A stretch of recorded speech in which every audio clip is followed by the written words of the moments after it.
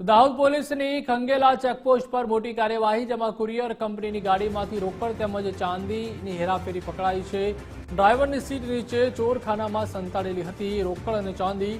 પોલીસે 75 લાખની 108 કિલો ચાંદી જપ્ત કરી છે। પોલીસે 1.38 કરોડની રોકડ પણ જપ્ત કરી। પોલીસે ગાડી સહિત 2.19 કરોડનો મુદ્દામાલ કબજે કર્યો છે। વધુ માહિતી માટે સંવાદદાતા સાબિર બાબોર જોડાઈ ચૂક્યા છે। સાબિર, દાહોદ પોલીસની ખંગેલા ચેકપોસ્ટ પર કાર્યવાહી, જેમાં કુરિયર કંપનીની ગાડીમાંથી રોકડ તેમજ ચાંદીની હેરાફેરી પકડી પાડી છે, શું વિગતો?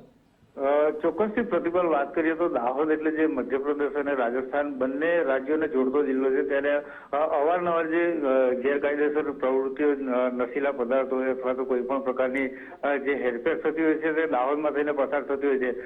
અત્યારે જે રાજ્યમાં ચૂંટણીનો માહોલ જામી રહ્યો છે, ત્યારે તેને લઈને જે પોલીસે આંતરરાજ્ય જે સરહદો ઉપર સઘન ચેકિંગ હાથ ધરી હતી, તેમાં આજે કુરિયર કંપનીની ગાડી પસાર થતા શંકાસ્પદ લાગતા પોલીસે તેને તપાસ કરી હતી। તેમાં એક ચોરખાનું બનાવવામાં આવેલું હતું, તેમાં 75 લાખની જે ચાંદીની તેમજ જે રોકડ રકમ 2 કરોડ ઉપરાંતનો મુદ્દામાલ કબજે કર્યો છે। હાલ જે વાત કરીએ તો પ્રાથમિક તપાસમાં એવું સામે આવ્યું છે કે આ જે વાહન ઝાંસીથી નીકળ્યું હતું ને રાજકોટ પહોંચવાનું હતું, ત્યારે પોલીસે સમગ્ર મામલે કોને મંગાવ્યું હતું, કોને મોકલાવ્યું હતું, તેમજ આ સમગ્ર નાણાં છે જે કહી શકાય કે ચૂંટણી સંદર્ભે હતા કે હવાલો હતો, તે તમામ દિશાઓમાં અત્યારે પોલીસે તપાસ હાથ ધરી છે। જી, આભાર સાબિર માહિતી બદલ।